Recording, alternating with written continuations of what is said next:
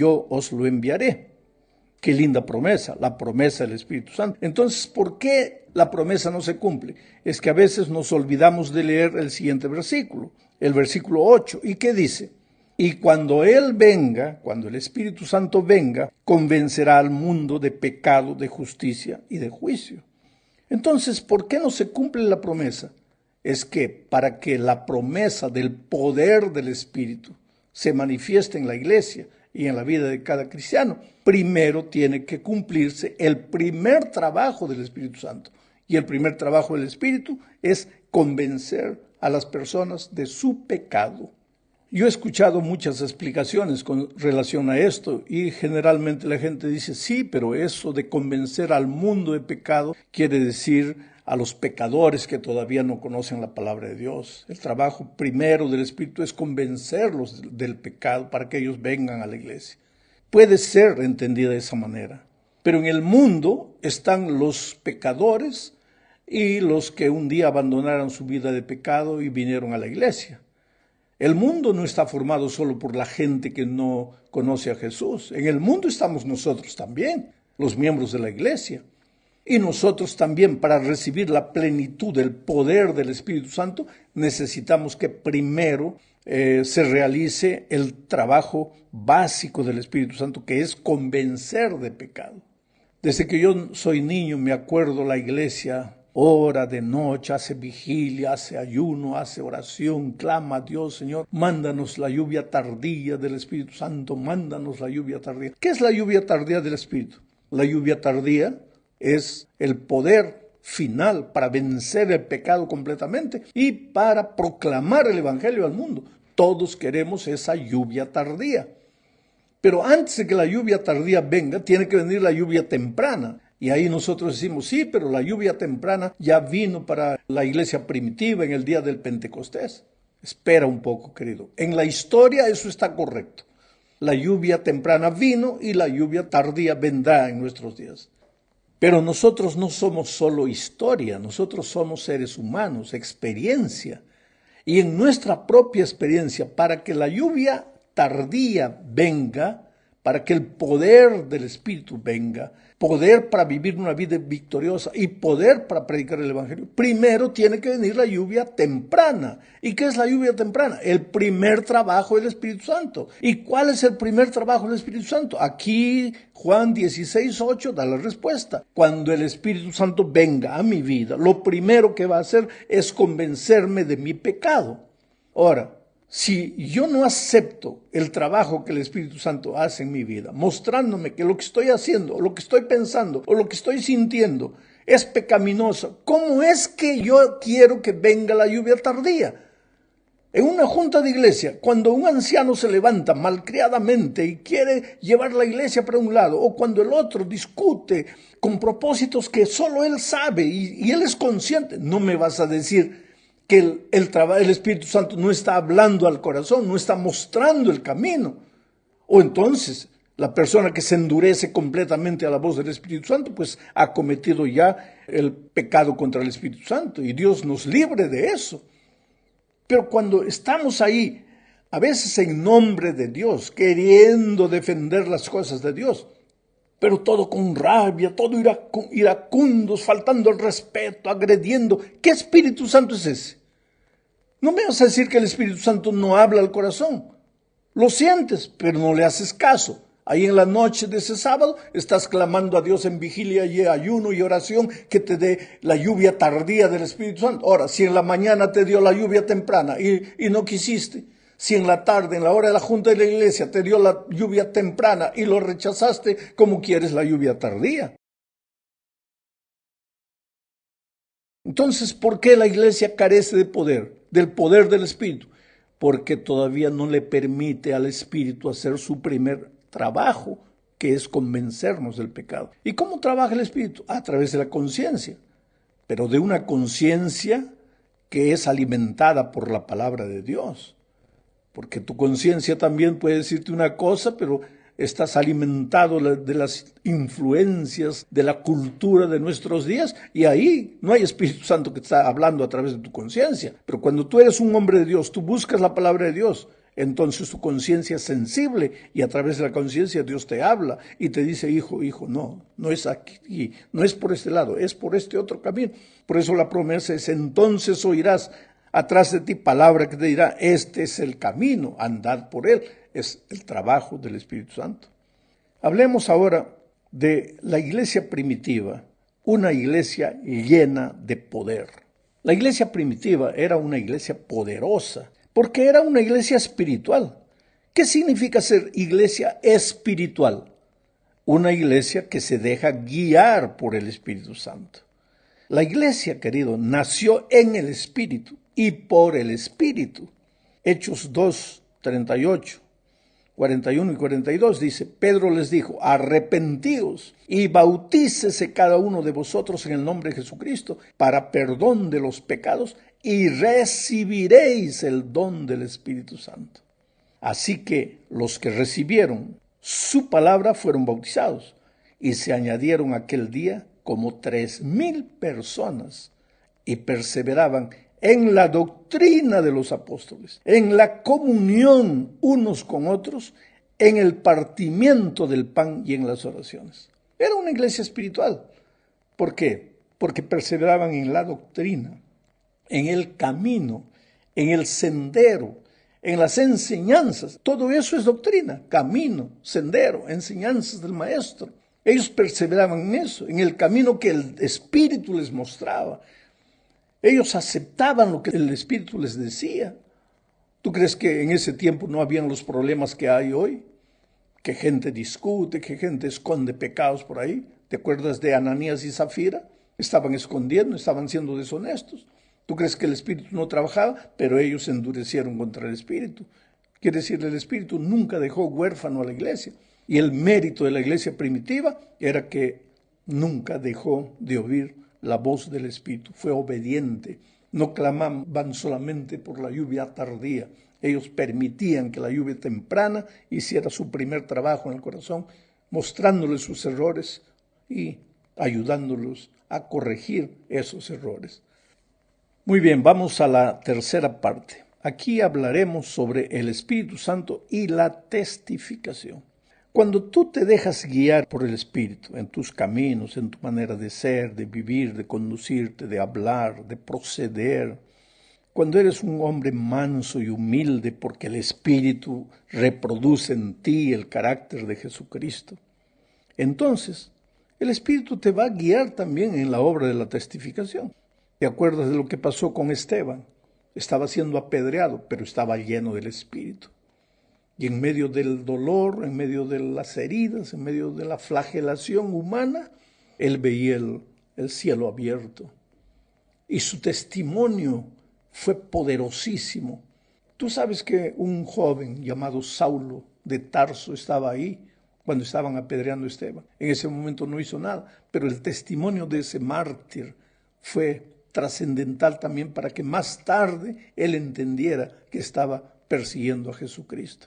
O sea, cuando el Espíritu te lleva a vivir una vida de humildad, una vida de coherencia, cuando tus compañeros en la fábrica donde trabajas, en la empresa donde trabajas, en la universidad donde estudias, o en la casa, cuando tus familiares ven que eres un hombre, una mujer lleno del Espíritu Santo, entonces ellos van a ser tocados también, van a querer ser como tú, te van a hacer preguntas y tú vas a tener la oportunidad de hablarles del amor maravilloso de Jesús. Ahora, ¿te acuerdas de Felipe? Felipe era un hombre espiritual. Espiritual porque se dejaba guiar por el Espíritu Santo. Y un día el Espíritu le dijo, ve, por aquel camino en el desierto viene un hombre leyendo la palabra y no entiende. Y ahí el Espíritu lo transportó a Felipe y encontró al hombre. Y tú conoces el resto de la historia. Cuando tú eres un hombre espiritual, el Espíritu te lleva, el Espíritu te conduce para encontrar personas que están con hambre y sed de la palabra de Dios. Hay mucha gente que me pregunta a veces, pastor, ¿de dónde saca usted tantas historias? Con las pocas personas que converso a veces es extraordinario. Cada una tiene una historia interesante. Cuando tengo la oportunidad de estar a solas con una persona o con 2, 3 personas y puedo conversar, una de las cosas que me gusta preguntarles es cómo se convirtieron. Y cada uno tiene una historia extraordinaria. ¿Por qué? El Espíritu lleva a las personas al conocimiento de su palabra. Y el Espíritu de alguna manera me ayuda a mí a encontrar esos testimonios, porque sabe que en la hora de la predicación esas historias son elocuentes para mostrar el poder transformador de Jesucristo. Hablemos ahora del Espíritu, la palabra y la testificación. Esta es la cuarta parte de nuestro estudio. Sabes, querido, el Espíritu no puede nunca estar contra la palabra. Al final de cuentas, ¿quién inspiró a los escritores bíblicos para que escribieran las Sagradas Escrituras? Fue el Espíritu. Ahora, si el Espíritu inspiró al escritor bíblico, ¿cómo es que el Espíritu va a estar contra la palabra que él inspiró? No puede. Tiene que haber coherencia entre lo que la palabra de Dios dice y lo que el Espíritu de Dios dice. Por eso la gente a veces corre peligro, porque muchos dejan la palabra de lado, no abren la palabra de Dios, pero se quedan esperando que venga la voz del Espíritu Santo. Y yo creo que Dios puede hablar a través de su Espíritu hoy, claro que habla, pero cuando no te dejó otra instrucción en la palabra escrita. Pero si ya te dejó la instrucción en la palabra escrita, ¿qué cosa quieres que te hable el Espíritu? Algo que está contra la palabra. Te voy a contar una experiencia solo para que tengas noción de lo que estoy diciendo.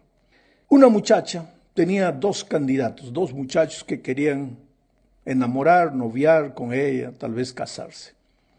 Uno de ellos era un cristiano, fiel, trabajador en la iglesia, manso, humilde, pero pues feíto, no tenía mucha presencia física. El otro candidato era un ateo, malandro de esos muchachos de afuera. Fumaba, bebía, pasaba noches enteras en fiestas. Y los 2 estaban atrás de la chica cristiana. Naturalmente, el muchacho que no conocía a Jesús, que no quería saber nada con Jesús, era bonito. Entonces ella se encontraba entre la encrucijada. Acepta al manso, humilde cristiano, pero infelizmente feíto, o acepta al bonitón, pero que no quiere saber nada con Jesús, nada con la fe, nada con la iglesia. ¿Qué piensas tú que ella decidió?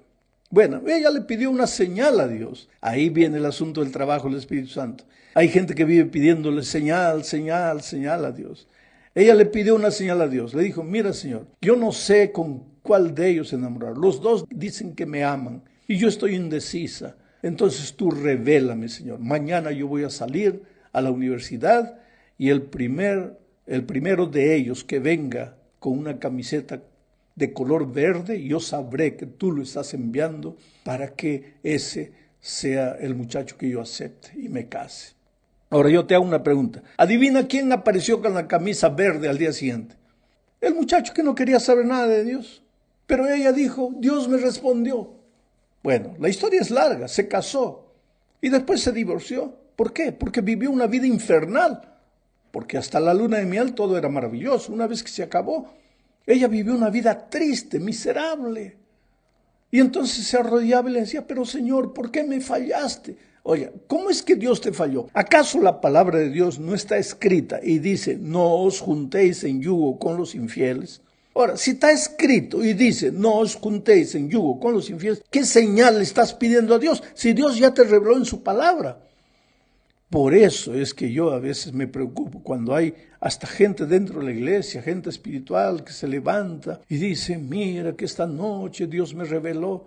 Ahora, sería mucho mejor si tú dijeras, esta madrugada yo me levanté, estudié la palabra de Dios con oración y Dios me mostró aquí en su palabra el mensaje que voy a exponer para ustedes. Y entonces agarras el texto bíblico y expones para la iglesia el texto bíblico. Pero no, está entrando esa onda de misticismo, que Dios me reveló, que Dios me dijo, que Dios me inspiró. Cuando no está escrito en su palabra, yo creo. Pero si está escrito en su palabra, ¿qué te va a revelar? ¿Qué Dios te va a revelar para decir, Bueno, el sábado es santo, Dios me ha dicho que tenemos que ser más fieles en el sábado. ¿Acaso eso no está escrito en la palabra? ¿No está escrito en el espíritu de profecía? ¿Qué más revelación estás queriendo? Bueno, el sermón de Pedro el día de Pentecostés se basó principalmente en el Antiguo Testamento. ¿Por qué? Porque Pedro podría haber dicho, el Espíritu me inspiró, pero no, él agarró la Escritura y abrió. La Escritura para él era el Antiguo Testamento. Y mostró con el Antiguo Testamento que Cristo era el Mesías. El discurso final de Esteban, antes de ser apedreado, fue la historia de Israel en el Antiguo Testamento, la palabra de Dios. Pedro mencionó a Cornelio, antes de manifestarse, a Cornelio, que Dios ha enviado su palabra a los hijos de Israel, su palabra, la palabra escrita. Después él habló con Cornelio y le presentó el mensaje. El apóstol Pablo, ¿cuántas veces se refirió una vez y otra vez a las grandes predicciones del Antiguo Testamento sobre la venida del Mesías? O sea, los hermanos apóstoles de la iglesia primitiva eran hombres de la palabra, hablaban con la palabra escrita. Ellos podían llegar diciendo, Dios me reveló, Dios me manifestó. No, ellos abrían la palabra de Dios y era con la palabra de Dios que presentaban el mensaje de Dios. El Espíritu siempre estuvo presente cuando los instrumentos humanos presentaron la palabra de Dios a las personas. Porque en la palabra de Dios hay poder. Leamos esta cita inspirada.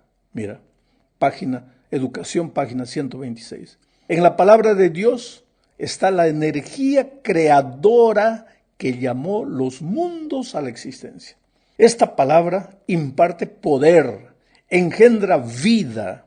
Cada orden es una promesa aceptada por la voluntad, recibida en el alma, trae consigo la vida del ser infinito, transforma la naturaleza y vuelve a crear el alma a la imagen de Dios.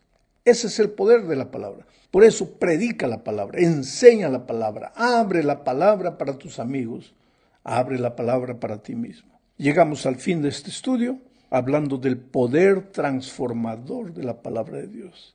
Hechos 16, 11 al 14 dice, zarpando pues de Troas, en Troas Pablo recibió la visión del ángel que le decía, pasa a Macedonia y ayúdanos. Como era un hombre que se dejaba conducir por el Espíritu, al día siguiente fue. Entonces dice, zarpando pues de Troas, vinimos con rumbo directo a Samotracia y al día siguiente a Neápolis. Yo estuve en Neápolis, hoy día no se llama Neápolis, es un puerto, se llama Kavala. Mi esposa y yo nos alojamos una noche ahí y después al día siguiente nos dirigimos a Filipos, porque está cerca, a pocos kilómetros de Neápolis, de Kavala, Filipos, en esta ciudad, mira. Y de allí a Filipos, dice el texto, que es la primera ciudad de la provincia de Macedonia y una colonia. Y estuvimos en aquella ciudad algunos días, y un día de reposo salimos fuera de la puerta, junto al río. Está hablando del río Cremedis. Mi esposa y yo también tuvimos la oportunidad de caminar por la orilla de ese río. En ese río se solía hacer la oración y sentándonos hablamos a las mujeres que se habían reunido. Entonces una mujer llamada Lidia, vendedora de púrpura de la ciudad de Tiatira, que adoraba a Dios, estaba oyendo y el Señor abrió el corazón de ella para que estuviese atenta a lo que Pablo decía. Filipos es una ciudad de milagros, ¿sabes? Ahí el poder transformador de Dios hizo maravillas.